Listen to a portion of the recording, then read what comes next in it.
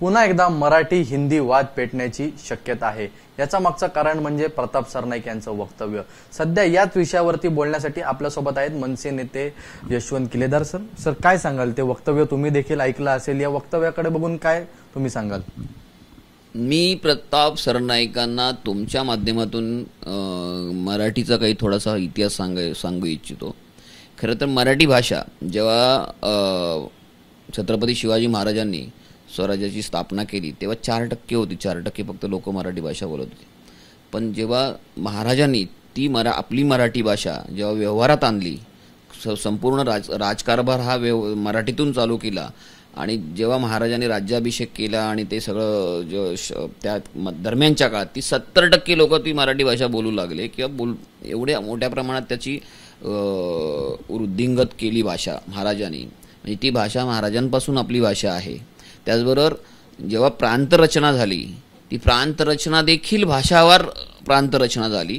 ही मराठी बहुल प्रदेश असल्यामुळे ही महाराष्ट्राची भाषा मराठी आहे। हे काय प्रताप सरनाईकांना माहीत नाही आहे? मुंबईच्या बाबतीत बोलायचं झालं तर मुंबई संयुक्त महाराष्ट्राच्या लढ्यामध्ये लढा देऊन मुंबई मिळवलेली आहे, कारण मुंबई ही मूळ मराठी माणसांची आहे। ह्या निकषावरती मुंबई महाराष्ट्राला मिळाली।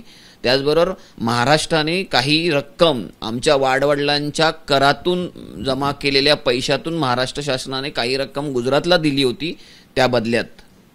म्हणजे ही मुंबई शेवटी आमच्या बापाची आहे ना, बापाची म्हणजे आमच्या वाडवडिलांनी पैसे दिले म्हणून ही मुंबई आपली आहे ना। जर हा संपूर्ण इतिहास पाहिला, अगदी आमचा साधू संतांचा इतिहास पाहिला, तर मराठी भाषा ही महाराष्ट्राची मुंबईची बोलीभाषा आहे। ती आपल्या महाराजांची भाषा आहे, ती आपल्या राज्याची भाषा आहे, ती आपल्या वाडवडिलांची म्हणजे आमच्या बाप्पाची वडिलांची आपल्या बापाची म्हणतात ना, ती भाषा आहे। असं असताना तर प्रताप सरनाईक असं बोलू कसं शकतात? त्यांना हे माहीत नाहीये। सो किती काही हे ना हे सगळं मताचं राजकारण आहे, मतं समोर ठेवून हे वक्तव्य केली जातात। ही प्रताप सरनाईकांसारखी जी काही पिलावळ आहे, जी मतांसाठी आपल्या मराठी भाषेला, ज्याला आपण आई मानतो, माय मानतो, माय माऊलीला सुद्धा घाण ठेवतायत, महाराष्ट्राला सुद्धा घाण ठेवतायत, यासारखं दुर्दैव नाही। आणि उपमुख्यमंत्री एकनाथ शिंदे साहेबांना माझी विनंती आहे की तुमची ही जी काही अशी मंत्रिमंडळातली लोक आहेत यांना कुठेतरी आवरा आता। ते असं देखील म्हणतात की हिंदी भाषा ही लाडकी बहीण आहे आमच्यासाठी। म्हणजे एका बाजूला लाडकी बहीण योजना आणि आता ही हिंदी भाषा ही लाडकी बहीण, आणि मुंबईमध्ये असं वक्तव्य करणे आपण कसं बघता याकडे? पहिली गोष्ट म्हणजे काय, ती लाडकी बहीण योजना, ती योजना मुळात आणली कशासाठी? मतं मिळवण्यासाठी, आणि त्यात ते यशस्वी झाले। तेव्हापासून प्रत्येक गोष्टीला लाडकी शब्द लावायची ना, ह्यांना एक सवय लागली आहे। हिंदी भाषा लाडकी बहीण कुठून, कसला, काय संबंध काय? जर जी काही भाषावर प्रांतरचना झाली त्या रचनेप्रमाणे हिंदी ही उत्तर भारतातली एक भाषा आहे, मान्य आहे, परंतु ती काही राष्ट्रभाषा नाही आहे। ती एक जी काही 22 भाषा आहे त्यापैकी एक भाषा आहे। त्यामुळे सरनाईकांनी त्यांची जी काही लाडकी बहीण आहे ना त्यांच्या घरात ठेवावी, उगाच त्याचा हा नको तो राजकारण करू नये। आणि मराठीवर कुठेतरी तुम्ही एक काय म्हणतात त्याच्यावर जर ओव्हरलोड करत असाल तर हे थांबलं पाहिजे। आणि मराठी भाषाच ही महाराष्ट्राची मुंबईची बोलीभाषा आहे, त्यात काही दुमत नाही। कोणीही किती काय होऊ दे, जोपर्यंत राज ठाकरे साहेब आहेत, राज ठाकरे साहेबांची महाराष्ट्र नवनिर्माण सेना आहे, तोपर्यंत मराठी भाषा आणि मराठी माणूस याला कोणीही धक्का लावू शकत नाही।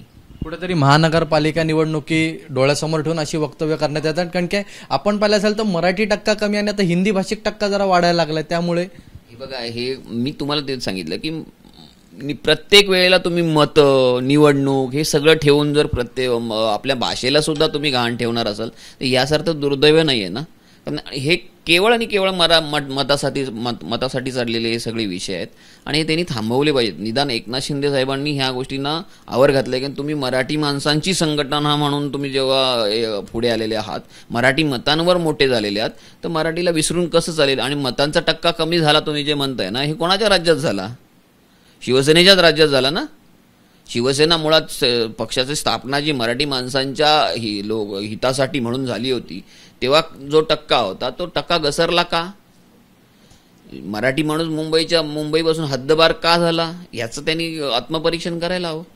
याआधी देखील भैयाजी जोशी असतील RSSचे, ते म्हणतात घाटकोपरची भाषा ही हिंदी, आणि आता प्रताप सरनाईक यांचं वक्तव्य होतं आणि ते मंत्री आहेत, महायुतीच्या सरकारमध्ये ते मंत्री आहेत, त्यांच्याकडून असं वक्तव्य नाही, काय आपण याला म्हणाल?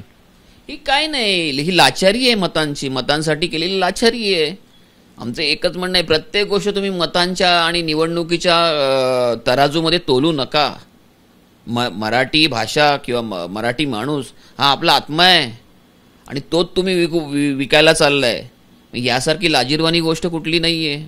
त्यामुळे आणि त्यांना हा सगळा इतिहास माहीत नाही अशातला भाग नाही. केवळ मतासाठी चाललेला हा त्यांचा अपप्रचार आहे आणि तो आम्ही होऊ देणार नाही, तो आम्ही थोपवू.